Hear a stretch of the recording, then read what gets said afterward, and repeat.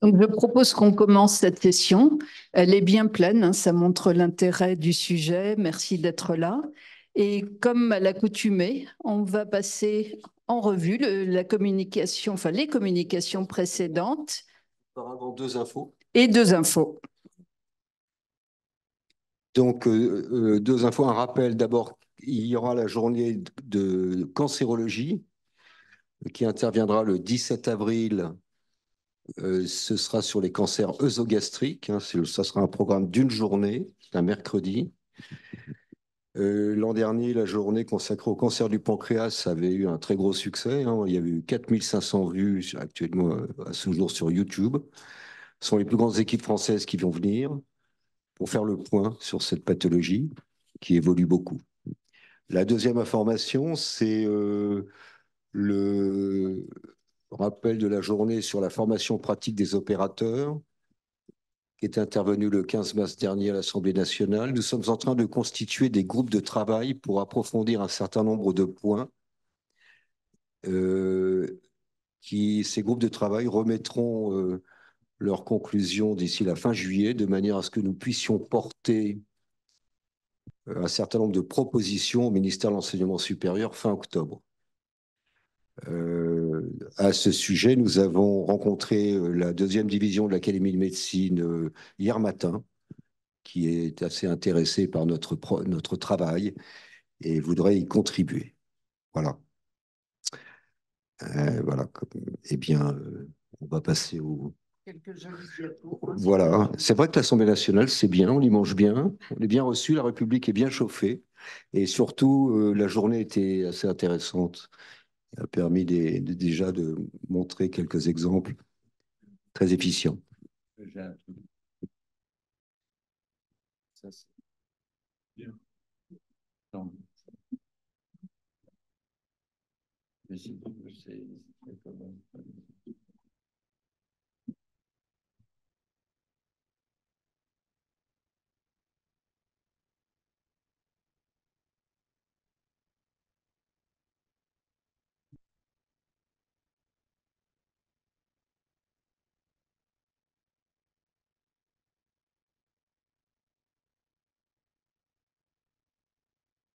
Donc, la séance de la semaine dernière était consacrée à la chirurgie du foie, qui était modérée et organisée par Karim Boudjema et Olivier Soubrane. Claire Goumard, nouvelle stratégie oncochirurgicale dans la prise en charge des métastases hépatiques. Les équipes scandinaves disposant de donneurs ont développé la transplantation avec un taux de survie globale à 10 ans de 40% chez les malades sélectionnés. La transplantation auxiliaire permet d'augmenter le nombre de donneurs. Les résections répétées des métastases permettent également des survies de 25% à 5 ans. La stratégie reverse, exérèse hépatique avant l'exérèse digestive, est moins morbide que la stratégie combinée tout en un temps. Enfin, le dosage de l'ADN tumoral circulant, notamment après chimiothérapie adjuvante, apparaît être un facteur pronostic majeur. Un vrai développement dans l'arsenal chirurgical. Styliano Tsedakis, résection des cancers d'huile hépatique. Le bilan de résécabilité précise avant le drainage biliaire, l'extension ganglionnaire, l'envahissement vasculaire et le volume du foie restant. L'optimisation préopératoire par le drainage biliaire et la déprivation veineuse améliore les résultats, mais la morbidité de ces interventions clavien 3 reste d'environ 50%. La survie actuarielle des R0, N0, M0 est de 50% à 5 ans. La transplantation hépatique donne de bons résultats dans les cas sélectionnés, une des chirurgies hépatiques les plus difficiles. Pietro Adeo de Strasbourg, qu'est-ce qu'une hépatectomie complexe? C'est l'association d'une volumineuse lésion centrale touchant la scissure porte droite, nécessitant une reconstruction vasculaire avec clampage prolongé. Dans ces cas-là, une stratégie opératoire à anticiper. Etem Djedou de Rennes, les multiples facettes de la transplantation hépatique. 74% de survie à 5 ans pour les patients ayant un pronostic mortel à court et moyen terme.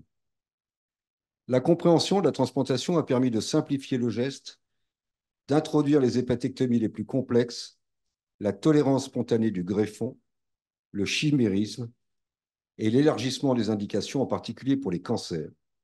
Un champ de recherche et de progrès extraordinaire. Astrid Herrero de Montpellier, comment enseigner la chirurgie hépatique? Apprendre l'anatomie et ses variations, les pathologies, les bénéfices-risques pour les patients, les gestes techniques et les facteurs humains.